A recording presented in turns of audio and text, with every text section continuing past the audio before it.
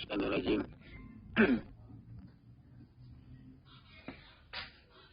Bismillahirrahmanirrahim.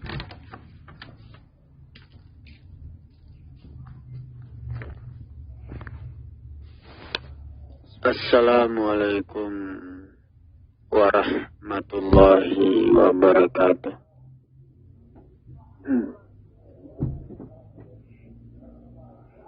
Alhamdulillah. Alhamdulillahillazi nahmaduhu wa nasta'inuhu wa nasta'firuhu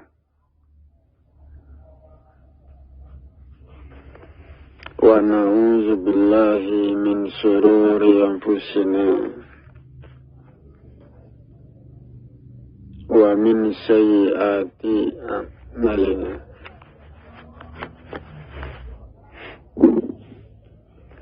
May yahdihillahu fala mudilla lahu wa may yudlilhu fala hadiya lahu. Ashhadu an la ilaha illallah wahdahu la syarika lah wa ashhadu anna Muhammadan abduhu wa rasuluh la nabiyya ba'dah. Allahumma fasalli wa sallim wa barik ala hadzal nabiyil karim wa ala alihi wa ashabihi rasulillahi ajma'in. Amma ba'du.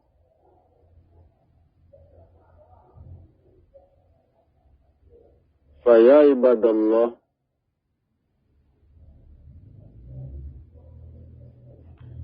ittaqullaha haqqa tuqatih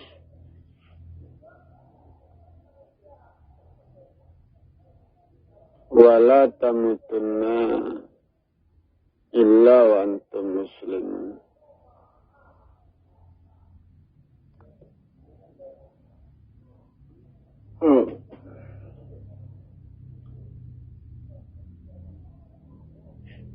Puji syukur kita berikan kepada Allah, Tuhan semesta alam.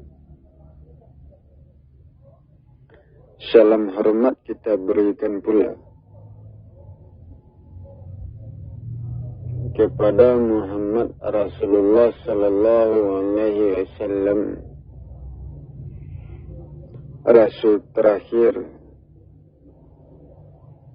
dan penutup para nabi.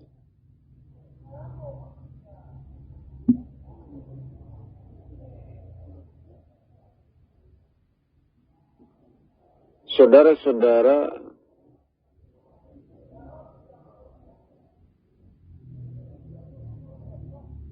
kaum muslimin jamaah yang saya hormati.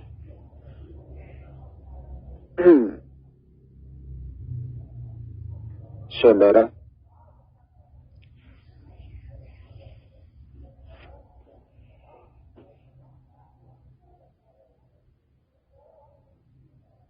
Allah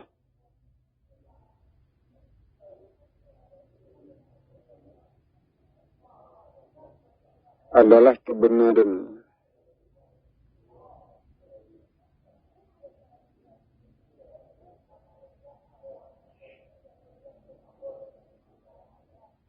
Kebenaran dari sebuah proses. Ya. Proses yang terjadi pada zat, pada tanah, pada makhluk seluas langit dan bumi. Proses itu benar.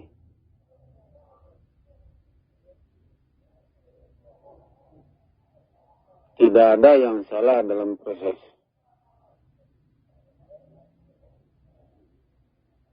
Ya. Proses itu didorong oleh hukum sebab akibat. Ya, hubungan antara zat, hubungan antara benda, ya, itu menimbulkan hukum akibat. Ya. Hubungan antara benda-benda, antara zat, antara makhluk seluas langit dan bumi, ya, itu memberikan hukum sebab akibat yang sesungguhnya, yang sebenar-benarnya. Ya. Contohnya panas matahari menyinari tubuh kita. Apa akibatnya?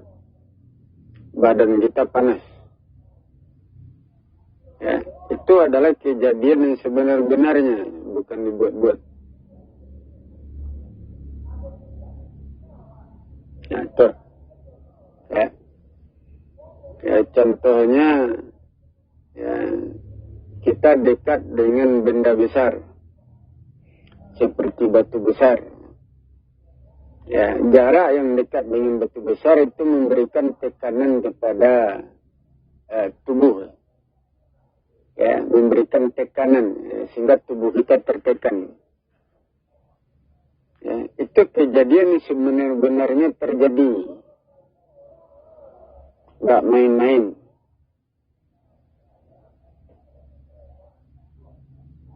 Nah, itu. Ya. Contohnya badan kita kotor. Dari yang kotor tumbuh rasa panas. Ya. Badan yang kotor itu menimbulkan rasa panas. Ya. Menimbulkan rasa gelisah, rasa gatal. Itu kejadian yang sebenar-benarnya terjadi. Nah, tidak dibuat-buat. Sehingga Al-Quran mengatakan, ya, dengan Allah tidak ada senda gurau. Di hadapan Allah senda gurau itu tidak ada. Main-main itu tidak ada. Ya, di hadapan Allah tentu itu artinya di hadapan hukum. Ya, hukum alam, hukum sebab akibat. Ya, kalau kita berhadapan dengan segala sesuatu yang ada di bumi ini, ya, ketika kita berhadapan di situ terjadi hukum sebab akibat. Dan itu tidak main-main. Memberikan akibat yang sesungguhnya, yang sebenar-benarnya akibat kepada diri manusia. Ya. Contohnya saja kita bergerak. Gerakan tubuh itu memanaskan tubuh. Gerakan tubuh meningkatkan kekuatan tubuh. Menegakkan tubuh. Itu kejadian sebenar-benarnya. Tak main-main. Kalau kita tidak bergerak, bagaimana? Diam saja. Tubuh kita tidak panas. Tubuh kita tidak terangkat, tidak tegak. Tentu tubuh kita jatuh. Itu kejadian sebenar-benarnya. Pasti terjadi. Apabila perbuatan kita melewati batas,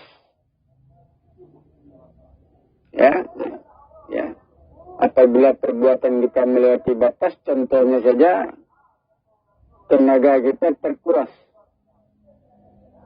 Tenaga terkuras melemahkan ke badan. Menjatuhkan. Itu sebenar-benarnya kejadian.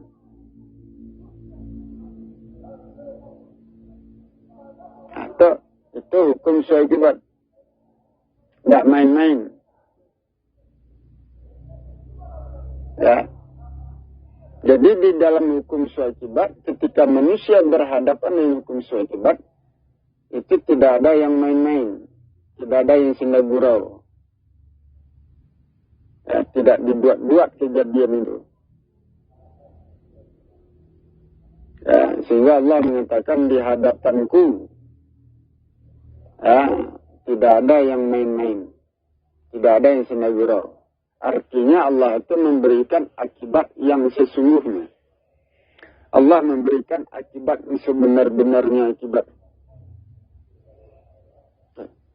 Jadi, hubungan manusia dengan segala sesuatu itu memberikan akibat yang sesungguhnya. Ya. Tapi kadang-kadang tidak terasa akibat itu. Atau terlalu jauh hubungan kita dengan orang, mungkin menjatuhkan badan, menjatuhkan semangat. Itu akibat yang sesungguhnya, kejadian yang sebenarnya. Tetapi kadang-kadang tidak terasa. Terlalu dekat dengan orang, hubungan yang sangat dekat, itu mungkin memberikan tekanan kepada jiwa raga kita, ya. Memberikan beban. Itu kejadian sebenar-benarnya. Tapi kadang-kadang tidak terasa. Tidak terasa pada manusia. Tidak dirasakan. Itu hukum akibat itu. Contohnya saja kita makan yang halal.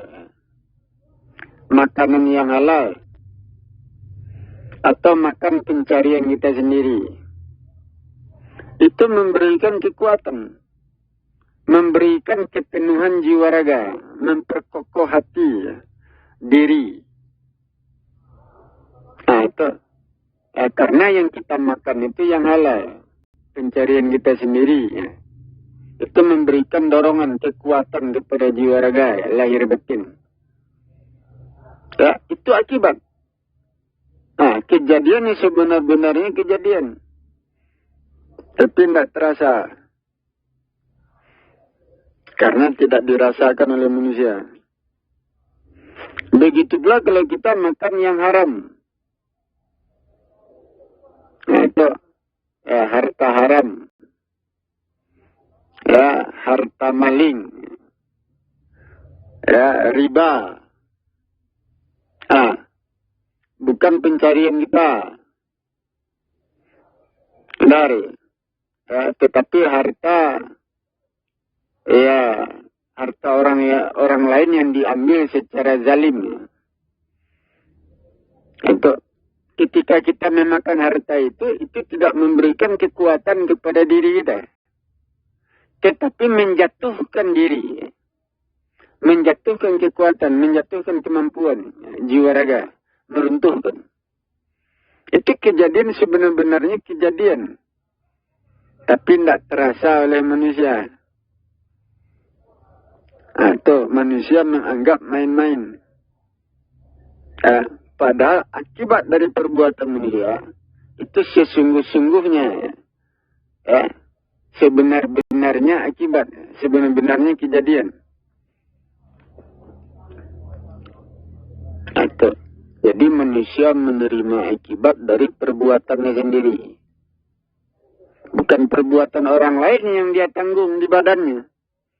Bukan. Dia menanggung perbuatan dari dirinya sendiri. Hukumnya seperti itu. Sehingga Al-Quran mengatakan, manusia menanggung dosanya sendiri, tidak menanggung dosa orang lain. Itu ya. Jadi di dalam hukum suakibat, kita berhubungan dengan alamnya. Hukum alam. Fisik.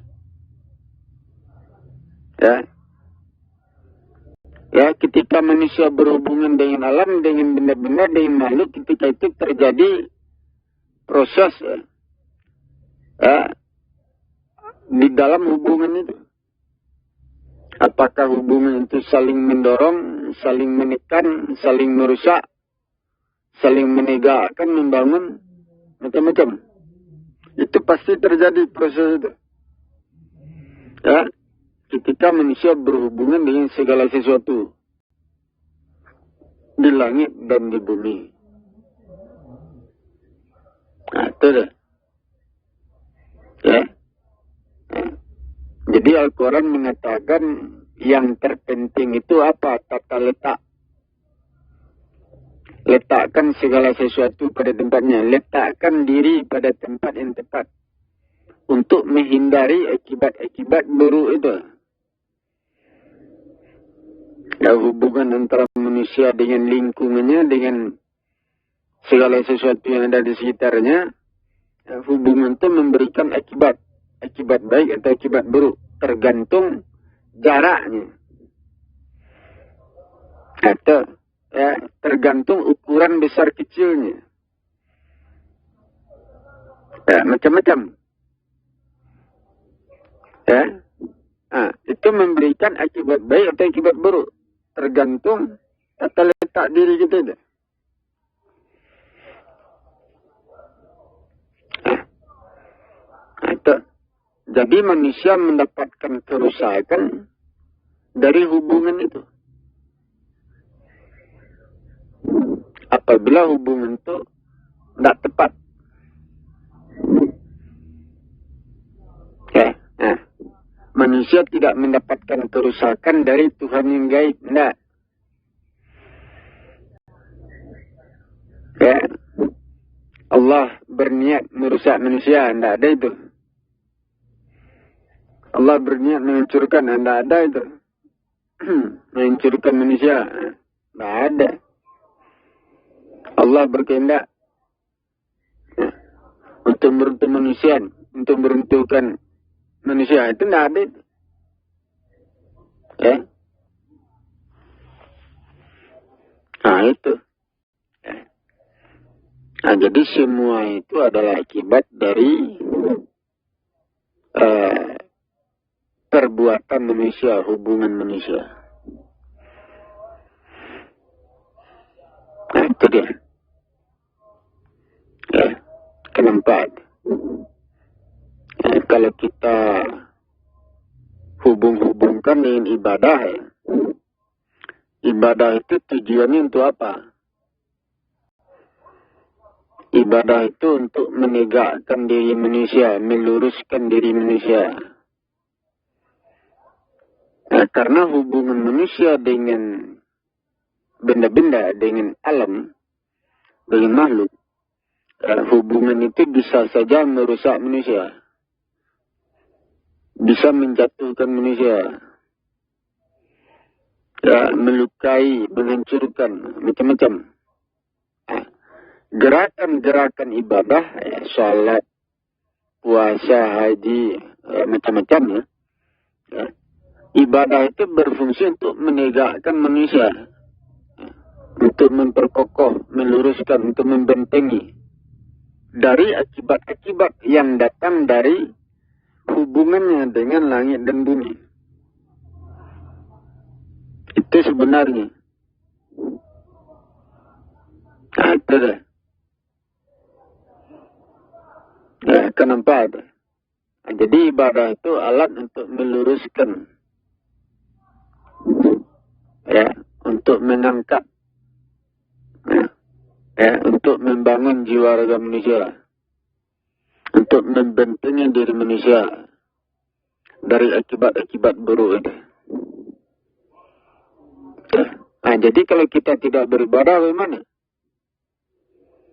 Kalau kita tidak beribadah, tentu hukum suakibat yang ada di langit dan di bumi itu merusak diri jasmani rohani.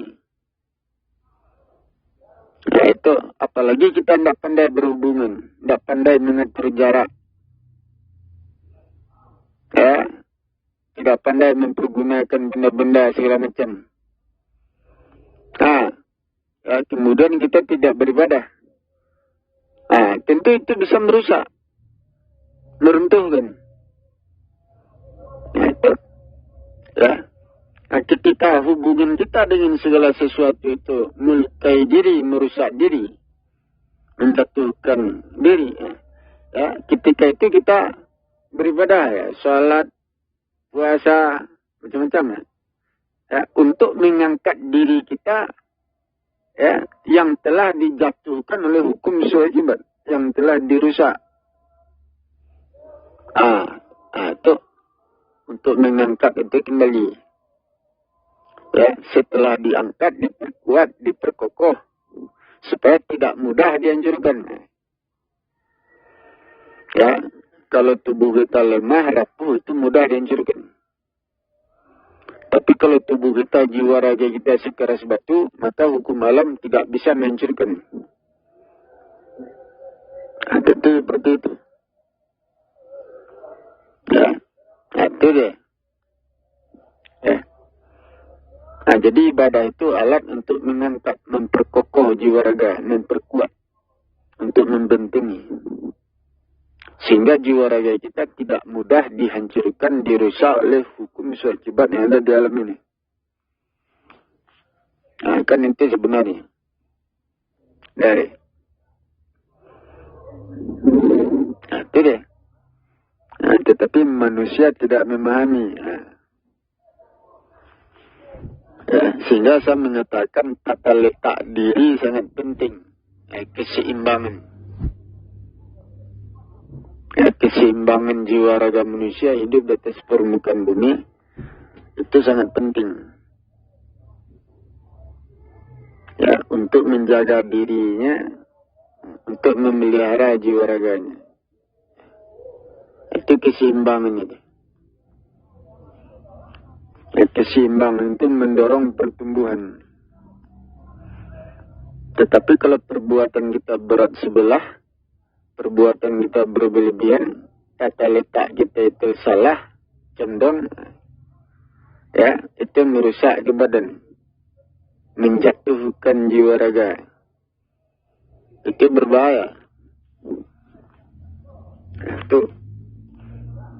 Ya, sehingga saya mengatakan ibadah itu seperti sholat, puasa, haji, itu paling-paling 80% mampu meluruskan manusia, membentuk, memperkokoh. 80%, tidak sampai 100%. Tidak pernah. Nah, sisanya itu hukum alam yang dipakai untuk meluruskan diri manusia. Nah, itu hukum alam. Ya, hukum sebab-akibat, tata letak diri. Dari fitrah manusia, fitrah alam. Itulah yang dipakai untuk menyempurnakan jiwa raga manusia 100%. Nah, itu deh. Kalau ibadah mampunya itu 80%. Ya. Nggak sampai 100%. Nah, jadi pada akhirnya urusan manusia dikembalikan kepada hukum alam atau fitrah alam. Al-Quran mengatakan kembali kepada fitrah alam. Karena urusan manusia itu diselesaikan, ya, disempurnakan sampai 100% itu dengan hukum alam, fitrah alam. Nah, itu dia. Nah, itu hukum-hukumnya. Akan nampak. Nah. Jadi ada sebab, ada akibat. Dan itu terjadi pada manusia. Terjadi seluas langit dan bumi. Nah, itu. Ya. Jadi usaha kita adalah meletakkan diri kita pada tempat yang tepat. Usaha kita adalah mengikuti, ya, hidup ini dengan, ya, mempergunakan fitrah alam. Nah, itu fitrah alam. Nah, fitrah alam itu berhubungan dengan hukum alam, hukum seakibat.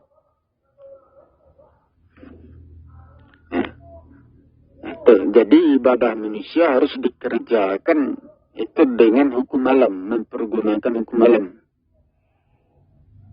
Hukum seakibat, ibadah itu. Nah, ketika kita beribadah, ketika itu terjadi proses hukum kewajiban.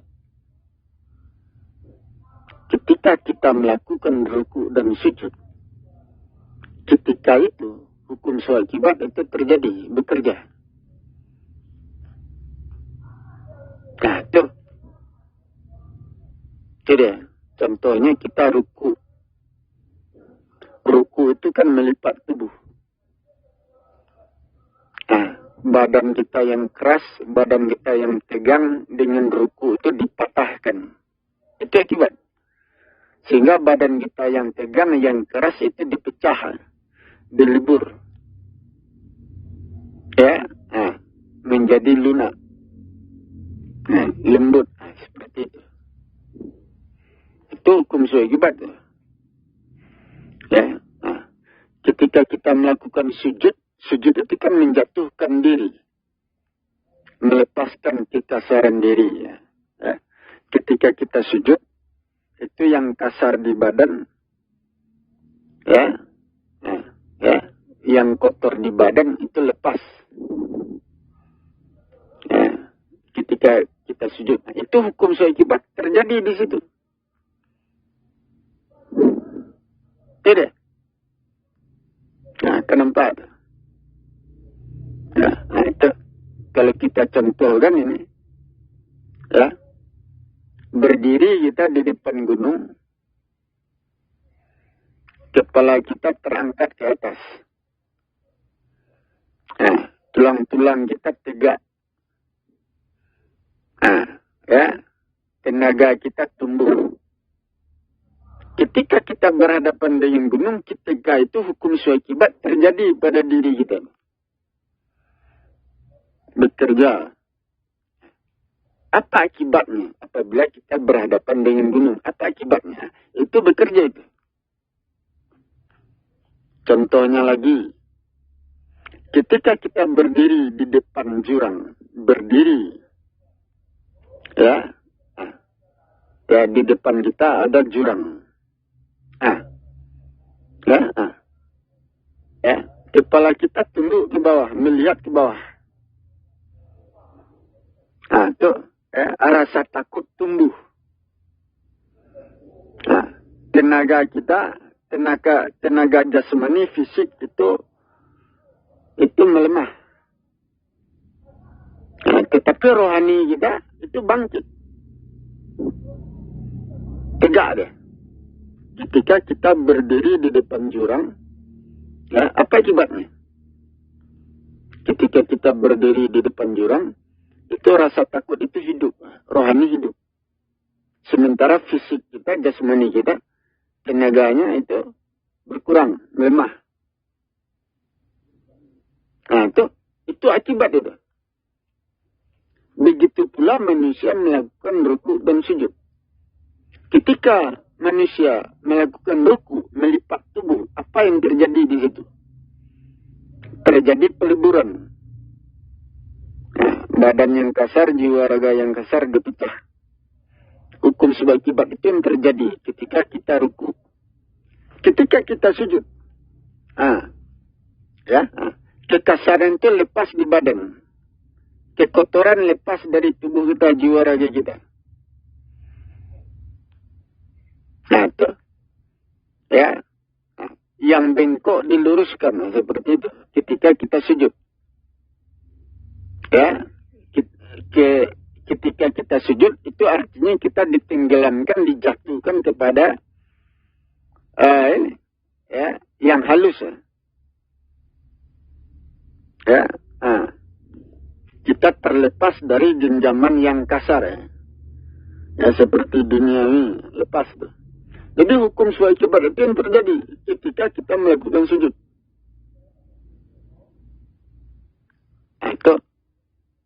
Itu kejadian sebenar-benarnya kejadian.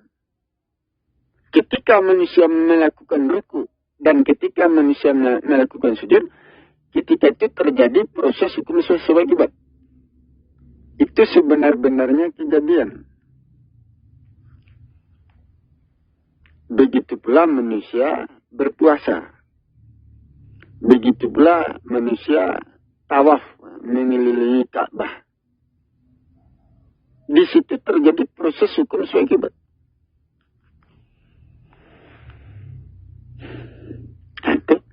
Apabila kita berpuasa, nggak makan, nggak minum di siang hari, siang itu panas, ya, puasa itu melemahkan ke badan, itu, ya, melebur jiwa raga. Ya, ketika jiwa raga kita dilebur, ketika itu roh kita, rohani kita naik, kan itu. Ya, jiwa raga atau jasad, ya, jasad kasar atau kekasaran diri kita dipecah oleh puasa, dihancurkan oleh puasa. Ya, kekasaran itu yang dihancurkan, yang halus itu hidup, rohani hidup, tumbuh. Ya, itu kejadian sebenarnya kejadian. Nah, begitu pula kita tawaf haji. Ya, ketika kita melakukan tawaf mengelilingi Ka'bah, nah, ikatan antara diri kita dengan Ka'bah, ikatan itu mengangkat jiwa raga kita, menegakkan. Ya, berulang-ulang kita mengelilingi Ka'bah, ya, semakin berulang-ulang, semakin banyak putarannya, ikatan antara diri kita dengan Ka'bah semakin kuat. Semakin kuat ikatan, tubuh kita semakin terangkat, didorong ke atas, ya. Jiwa raga kita itu semakin terdorong ke atas, ya. Diangkat. Itu hukum sesuai akibat. Dan itu kejadian sebenar-benarnya kejadian. Sehingga dengan tawaf itu keimanan kita semakin kuat, makin kokoh.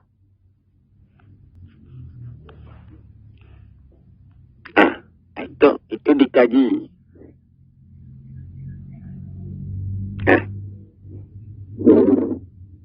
Ya, proses itu yang terjadi.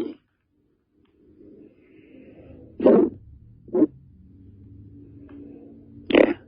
Nah, jadi kalau manusia tidak beribadah bagaimana? Kalau manusia tidak sholat, tidak puasa, tidak haji, ya, tidak bergerak, tidak berbuat, tentu manusia jatuh di situ. Tidak terangkat. Ya, tidak dilebur. Ya, jiwa raganya tidak disempurnakan. Itu jatuhnya neraka.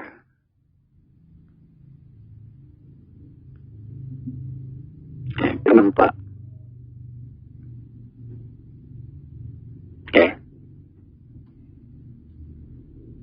Jadi kembali kepada fitrah alam, artinya kita beribadah berdasarkan fitrah alam. Dikaji seperti panas. Kita membutuhkan panas untuk menghidupkan badan. Kalau panasnya sedikit bagaimana? Kalau panasnya sedikit kurang, tentu tidak mampu menghidupkan badan. Tentu panas harus ditambah untuk menghidupkan tubuh. Nah, itu. Kalau terlalu banyak panasnya, badan kita pun menjadi lemah. Nah, tidak bisa pula. Jadi ada ukurannya. Begitu pula jumlah rakaat. Berapa rakaat? Kalau 2 rakaat, itu berbeda jumlahnya. Kalau kita sholat dengan ukuran 3 rakaat. Berbeda pula kalau ukurannya 4 rakaat. Kalau 2 rakaat, itu memanaskan tubuh. Menegakkan tubuh fisik, jiwa raga. Ukuran 2 rakaat belum mampu menenggelamkan diri kita kepada yang gaib. Belum mampu menjatuhkan kita. Ya, membawa kita masuk kepada yang gaib. Seperti itu. Ya, belum mampu. Itu ukuran. Nah, tetapi kalau sholat kita itu 4 rakaat, kurang 4 rakaat itu membawa kita masuk kepada yang gaib, ya, masuk ke dalam diri kita yang terdalam. Itu kurang 4 rakaat. Itu hukum suaikibat terjadi di situ. Ya, 2 rakaat itu gerakannya itu kan terlalu sedikit. Ya, gerakan yang pendek itu kurang mendorong. Gerakan yang pendek itu kurang mendorong. Tetapi kalau gerakannya itu panjang itu mendorong. Kalau sholat kita 2 rakaat itu sama artinya gerakannya pendek. Nah, dorongannya tidak sampai kepada yang gaib. Hanya sebatas jasad, fisik, jasmani. Nah, itu. Tetapi kalau sholat kita 4 rakaat itu gerakannya panjang. Nah, itu. Ya. Nah, itu dia. Kalau dorongannya panjang itu mendorong kepada yang batin, gaib. Dibawanya sampai kepada yang gaib. Tuh. Ya, itu hukum suaikibat terjadi di situ.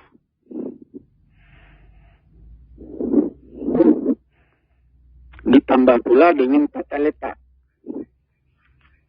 Ya, tata letak.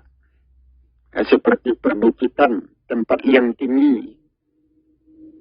Nah, itu meninggikan. Tempat yang rendah, itu tidak mengangkat. Kurang mengangkat. Itu juga mempengaruhi. Nah, waktu-waktu beribadah. Ya, bulan-bulan panas, bulan-bulan dingin. Kalau panasnya kurang bagaimana? Kalau panasnya tinggi, apa akibatnya? Ya, kalau dinginnya dingin biasa, ya, apa akibat yang terjadi? Kalau dinginnya terlalu dingin, apa akibatnya? Nah, itu. Ya, nah, itu diperhatikan itu. Nah, contohnya dingin. Dingin itu membekukan, bersifat menggenggam. Itu dingin. Nah, ketika kita bergerak di saat dingin, gerakan itu tidak lepas. Nah, tidak tulus ikhlas. Ya. Apabila kita bersedekah, ketika jiwa raga kita dingin, beku, itu ketulusan itu tidak tumpah dalam bersedekah. Itu hukumnya. Itu. Ya, tetapi ketika hari panas, ketika jiwa raga kita panas, terbuka, lapang, ketika itu sedekah kita itu kita kerjakan dengan tulus ikhlas. Ya. Keikhlasan kita tumpah sepenuhnya. Ya, ketika jiwa raga kita sedang panas, ya, sedang terbuka. Itu hukumnya seperti itu. Nah, itu. Nah, jadi apabila manusia beribadah harus memikirkan ini. Nah, seperti kita berpuasa, puasa itu melebur jiwa raga. Dan itu membutuhkan panas yang tinggi. Panas yang tinggi terjadinya kapan? Bulan Agustus itu panasnya tinggi itu. Kenapa panas itu tinggi? Karena proses alamnya tinggi. Gejolak alam yang sangat tinggi, proses alam yang sangat tinggi, itu menciptakan panas yang tinggi.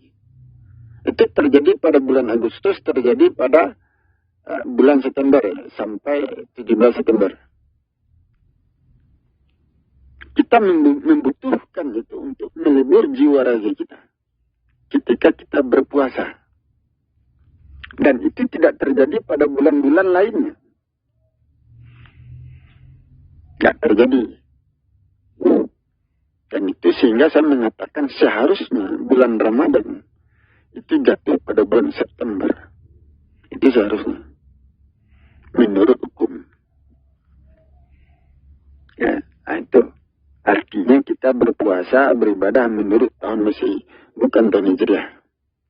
Itu menurut hukum. Hukum kewajiban.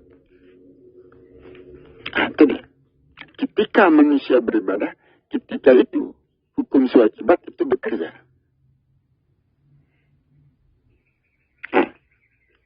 Tetapi manusia tidak mempelajari, tidak memahami, tidak melihat. Itu akan nampak.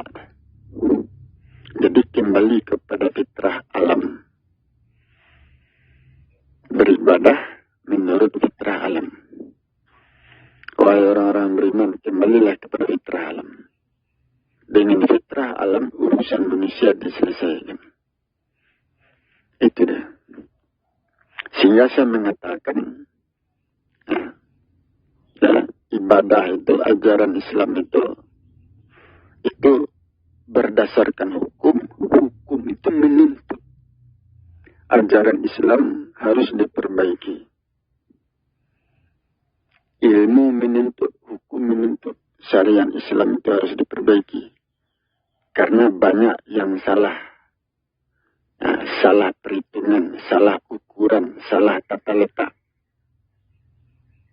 Itu ajaran Islam harus diperbaiki. Itu hukum yang menuntut. Itu ilmu itu yang menuntut manusia, orang Islam itu merubah untuk memperbaiki syariat itu. Tugas saya kan menyampaikan saja ini, menjelaskan. Bukan saya yang merubah syariat Islam. Tapi itu tuntutan hukum. Itu. Karena ini datang dari saya, tentu seolah-olah perubahan itu saya yang merubah. Kan seperti itu. Kalau saya turun berceramah menyampaikan kaji ini, tentu ajaran Islam berubah di tangan saya. Tetapi saya hanya menjelaskan hukumnya, ilmunya. Tuntutan perubahan itu datang dari Allah, datang dari ilmu ya, hukum. Saya hanya menyampaikan pelajarannya, hukum-hukumnya, kan itu saja. Kan nampak? Itu deh.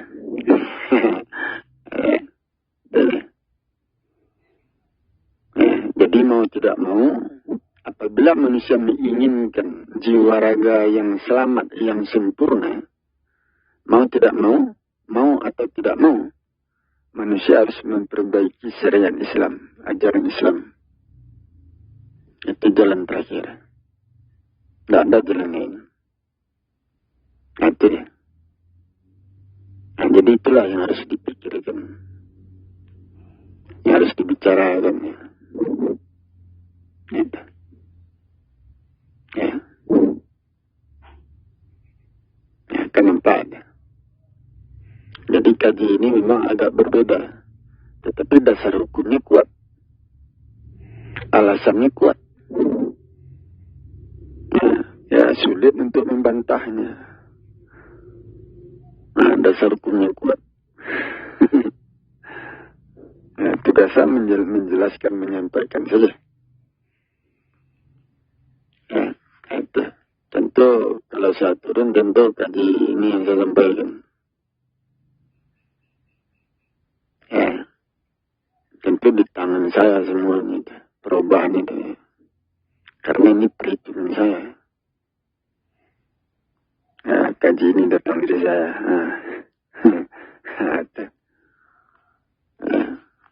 Tentu umat Islam harus siap untuk melakukan perubahan ajaran Islam ini. Harus siap untuk itu. Jadi demikian supaya kita perhatikan, kita pelajari, kita pikirkan ya. Kita musyawarahkan sehingga segala sesuatunya menjadi terang benderang. Demikian saya kira. Wassalamualaikum warahmatullahi wabarakatuh.